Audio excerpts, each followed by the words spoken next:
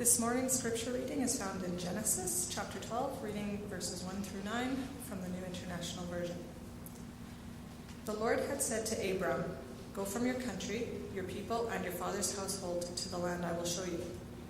I will make you into a great nation, and I will bless you. I will make your name great, and you will be a blessing.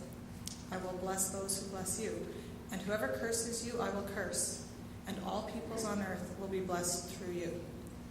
So Abram went as the Lord had told him, and Lot went with him.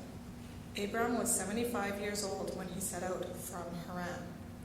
He took his wife Sarai, his nephew Lot, all the possessions they had accumulated, and the people they had acquired in Haran, and they set out for the land of Canaan, and they arrived there. Abram traveled through the land as far as the site of the great tree of Moreh at Shechem.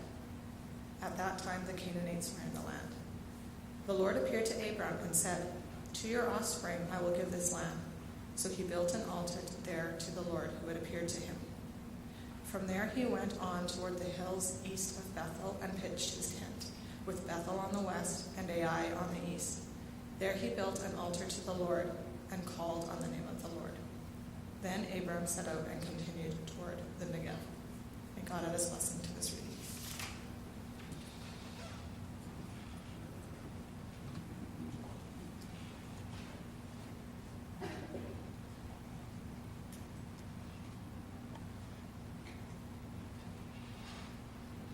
Good morning, everyone. I don't want to be fussy and real picky on my first time ever being here, but I'm pretty sure you can do better than that. Good morning, everyone. Good morning. Thank you. As I've often said, and people from Trent were used to hearing me say it because they got the same spiel from me all the time, was it doesn't often take much to make me happy. But that is one thing that will do the trick right from the beginning. It's a pleasure to be here with you this morning, and it's even more wonderful to know that I have a groupie. A groupie, but it's one nonetheless, so I'm glad for that. Yes, Troy and I did join the military at the same time. I had recently finished a term with our convention back east as the president and vice president, president, and then past president. And during my last year on the council, Troy came on as a council member, and neither of us were aware that the other one was considering joining the military. And quietly, we had gone through the process of doing the application and getting things in place for that, and talk about a new adventure. So we got to Ottawa for our selection board interviews, not having a sweet clue who was going to be there. Not having any more of a clue who the lady was that was meeting us. All we knew was that she was Major Catherine Askew, and we didn't know what she looked like or anything. And when we walked into the lobby of the hotel that night where we were supposed to meet, none of us knew who anybody else was or whether or not we were there for that purpose. And then all at once around the corner walks Troy. And we kind of locked eyes with each other. We had that, "Oh no," look on our face. Because we didn't want anybody to know. And the next thing I remember is just looking at him and saying, "Not a word to anyone." So it was indeed an experience. And it was fun to survive basic training together as well, we'll put it that way. And there were many days as we were standing in line, in this awful line upstairs at the Mega where we did basic training, waiting for our meals. We'd be standing there watching, and I remember the thought going through my head, I could be that kid's father, and I could be that kid's father. Why am I doing this? But God does take us to new places for new adventures, for all kinds of reasons that we don't even understand. And yet those things do come, and they are a part of life. Personally, I love to go on an adventure. I see it as a new challenge. I see it as new opportunities that are in front of me. I realize that there will be people who are a part of that challenge or adventure that I've never met before. There are people that I will become connected to that I would have had no reason to ever be connected with, except for that. There will be new people that you will learn, that you are able to work with, and you enjoy working with, and you appreciate working with. And then you will recognize that there will be other people who will be grace builders, and you will learn to work with them, and you will learn how to love them, or else you will learn to tolerate them. But that's reality. New challenges and new experiences and new adventures are not the everyday thing that we might have as part of our lives. We see new places. We try new things. Some of the people that Troy and I were a part of ministry with back east, I'm still connected with those people today. And I remember saying to a couple of my friends, I will always be able to relate to your ministry stories. But from now on out, you're never going to be able to relate to mine again. And one of them says, oh, I don't see why that's the case. I said, okay. And it wasn't 10 minutes later when we were talking and I had said something I had done, and he looks at me and says, why would you do that? I'm like, and there's the example of not understanding life and greed. When we go on an adventure, we look at the map, we think about the things that we want to do, we consider the time that we have, how long we want to be in each spot. Perhaps we consider the attractions that we go on, and we think about the stops that we're going to have along the way. Places we've not seen, or places that we have been to before that we appreciated so much and had an impact on our lives that we want to go back and be able to relive them. The reality is, most times, the adventures that we go on in our lives are decisions that we make. We consider them, we think about them, we pray about them, or sometimes we just jump at the opportunity and we run with it to see where it's going to go. Sometimes adventures are things that we can take or we can leave. After we've experienced it once, we may think that it's something that we want to relive, or we may stop and think that is something I could care less if I ever even remembered, let alone relive it again.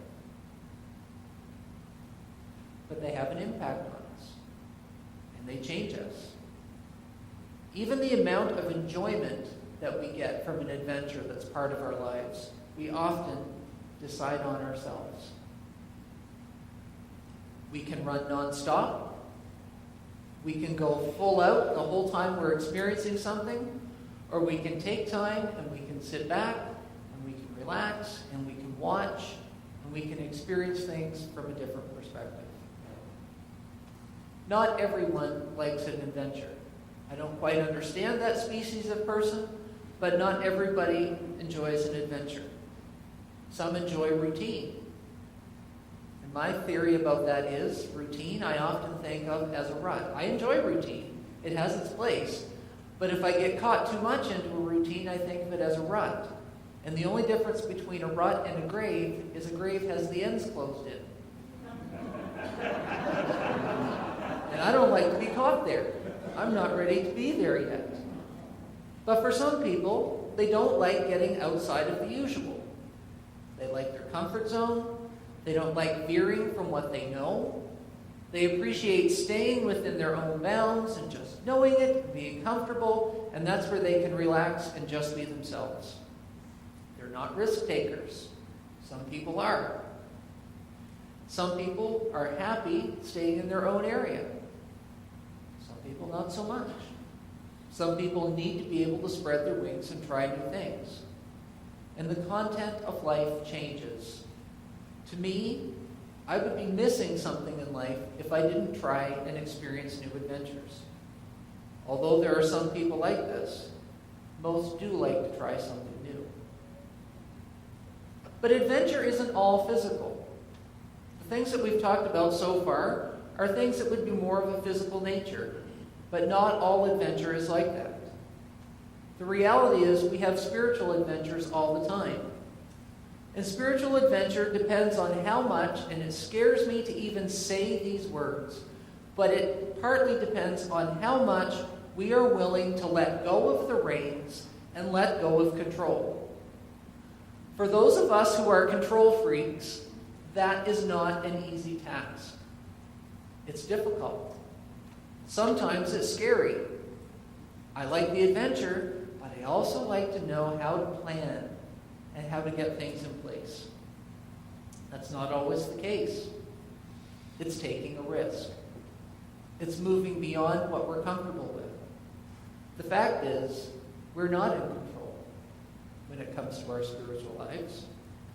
And it just means that we have to give our trust and our confidence to God. And we have to give him the control for those things to happen. If you remember nothing this morning that I say, remember these next words. These ones are the ones that I want you to think of that are important. Adventure can be a risk, but it doesn't mean it's dangerous. Adventure can be a risk, but it doesn't mean it's dangerous. God asked Abram to do something that would make most people uncomfortable. And I got to be honest, this is the first time, other than some of the joining military stuff, I've actually had people in the congregation who could relate to stepping out and leaving everything behind and going on to something new. And they were asked to do something that made most people uncomfortable, even if they are people that enjoy adventure. The majority of us, thank you for ruining my illustration, the majority of us would not be willing to just pack up suitcases, leave everything and everyone that we know behind, and go to some other place.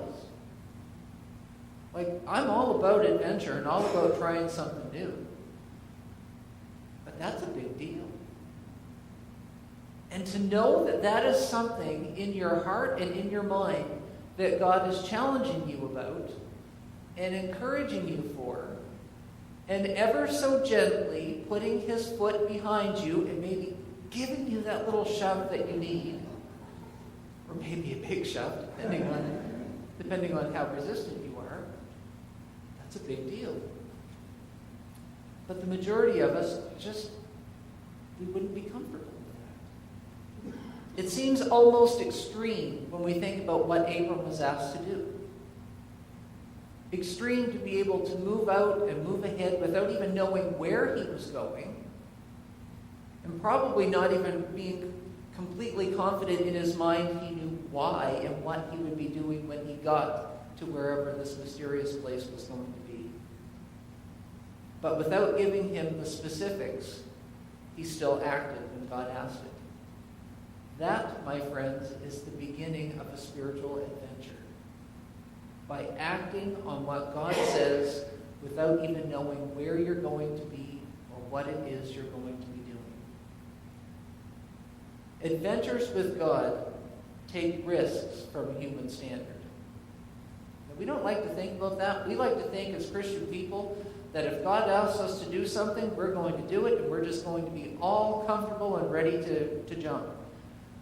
I don't think that's reality. I think there's times it still makes us a little bit hesitant because that's a risk, and I don't know what that risk is going to entail. And what am I going to do if he puts me in the middle of a group full of people that become my grace builders? What am I going to do? But yet, he still asks us. And why? Because we don't see what he's doing. And we have to trust that he knows what he's doing, even when we don't know what's happening. From our perspective, it's risky. From God's perspective, it's called trust and acting in faith. Same situation, same story, quite different perspectives.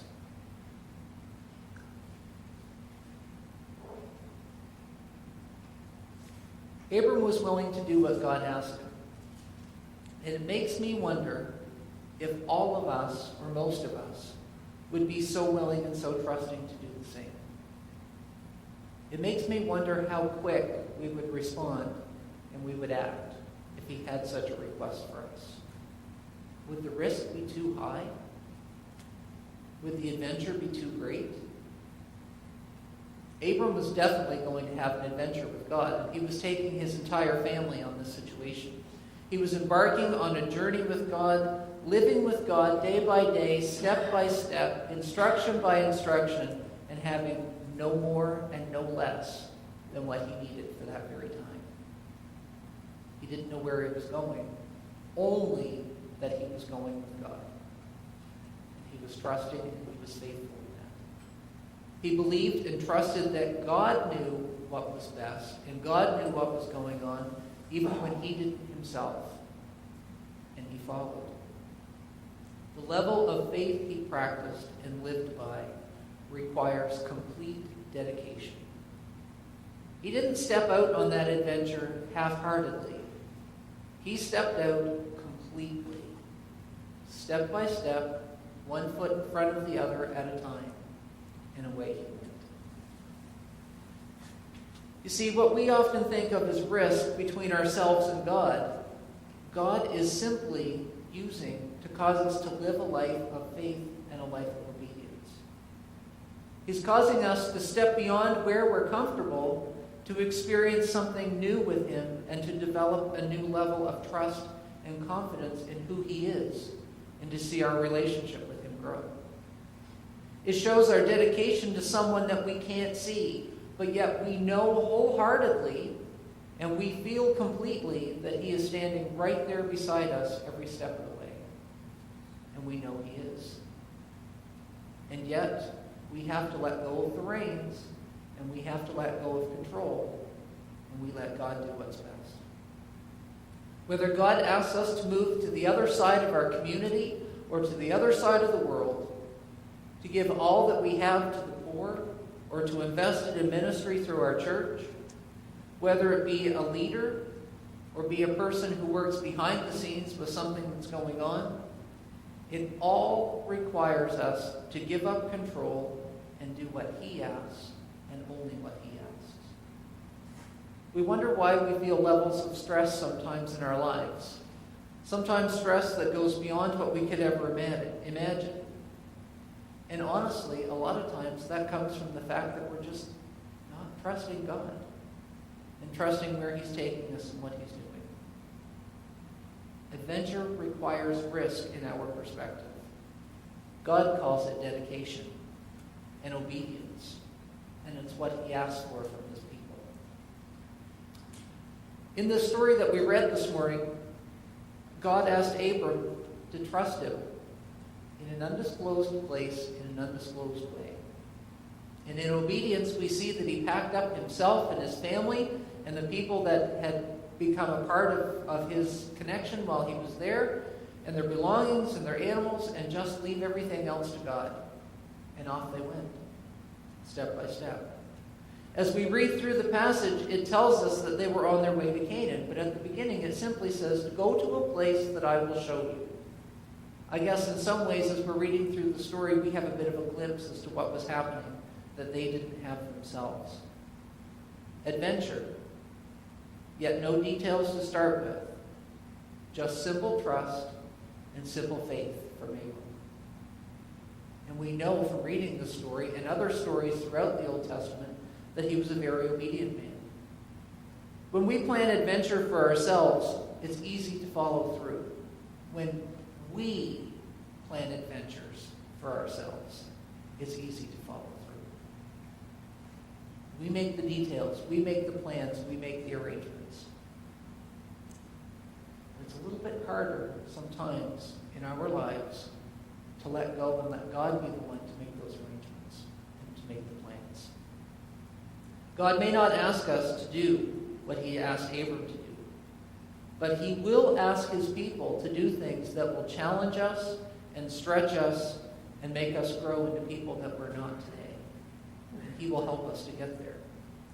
He wants us to grow in our spiritual life, and not just in our spiritual life, but in the depths, the roots of our spiritual lives have in our foundation of him. And he wants us to be greater people because of that connection and that relationship with him. But here's the thing. If we never step out in faith, our relationship with him really doesn't grow, and it really doesn't get challenged. In our conversation, or in our adventures with God, he places a call on our lives. And every one of us who is in this room this morning, regardless of our age, regardless of our background, regardless of what we do all day, every day, every one of us who is in this room experiences some type of adventure with God and experiences a call from God on his or her life. Every one of us. Doesn't matter our age. There's always something that God calls us to do and calls us to be a part of.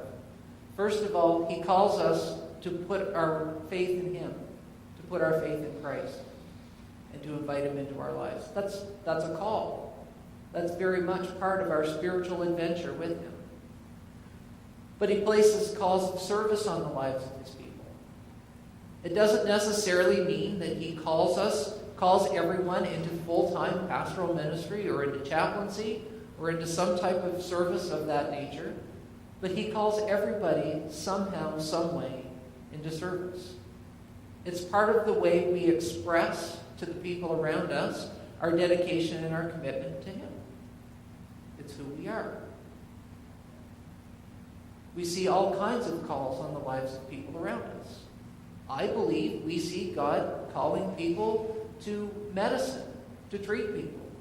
He calls people to ministry.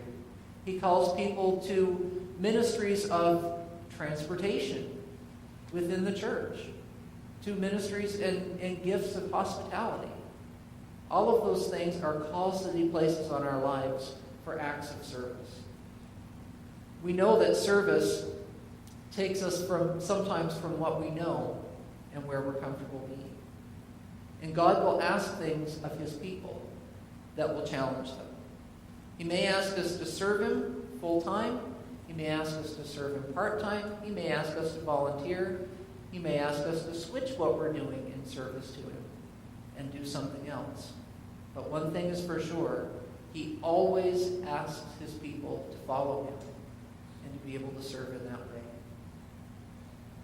Each year, probably a little more often than that, probably each month or each week, we discover things that God asks us to do in service to him. Sometimes they're a surprise. Sometimes they're not a surprise. Sometimes they're the things that other people have seen happening and developing for us for a long time, but we just haven't. But yet they're there. He will do the same today. Maybe he asks us to do something that will change our lives as well as the life of someone else. Maybe he'll ask us to give up something physical in our lives to be able to serve him better and to serve him more wholeheartedly. The question is, what are you willing to give up to be able to serve him and experience the adventure in your spiritual life that he wants you to with him?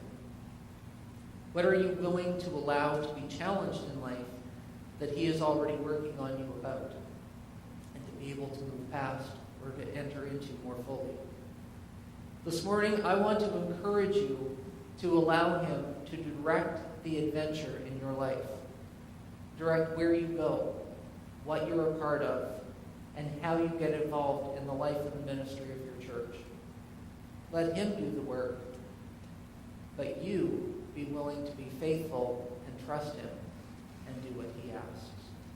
God, we thank you that we can have such a confidence in you as we see experienced and demonstrated in this story.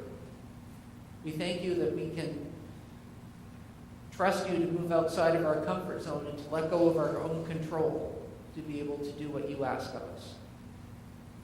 Show us each day what you want from us.